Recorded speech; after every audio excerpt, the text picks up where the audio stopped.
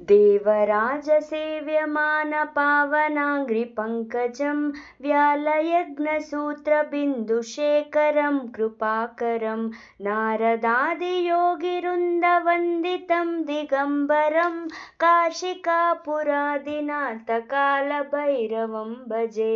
भानुकोटिभास्वरं भवाब्धितारकं परं नीलकण्ठमीप्सितार्थदायकं त्रिलोचनं कालकालमम्बुजाक्षमक्षशूलमक्षरं काशिकापुरादिनाथकालभैरवं भजे।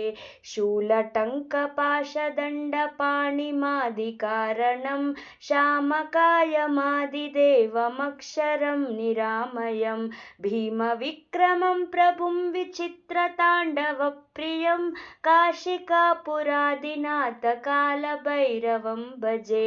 भुक्तिमुक्तिदायकं प्रशस्तचारुविग्रहं भक्तवत्सलं स्थिरं समस्तलोकविग्रहं निक्वणन्मनोज्ञहेमकिङ्किणीलसत्कटिं काशिकापुरादिनाथकालभैरवं भजे।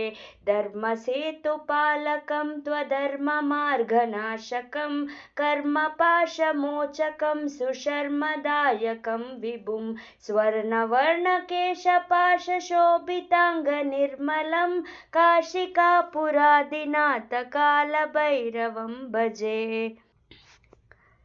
रत्नपादुकाप्रभाभिरामपादयुग्मकं नित्यमद्वितीयमिष्टदैवतं निरञ्जनं मृत्युदर्पनाशनं कराळदंश्रभूषणं काशिकापुरादिनाथकालभैरवं भजे।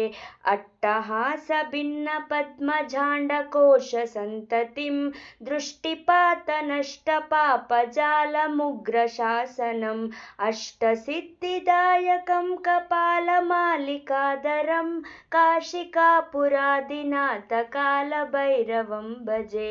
भूतसङ्घनायकं विशालकीर्तिदायकं काशीवासिलोकपुण्यपापशोधकं विभुं नीतिमार्गकोविदं पुरातनं जगत्प्रतिं काशिकापुरादिनाथकालभैरवं भजे। कालभैरवाष्टकं पठन्ति हे मनोहरं ज्ञानमुक्तिसाधकं विचित्रपुण्यवर्धनं शोकमोहलोभदैन्यकोपतापनाशनं ते प्रयान्ति कालभैरवाग्रिसन्निधिं ध्रुवम्। इति श्रीकालभैरवाष्टकम्।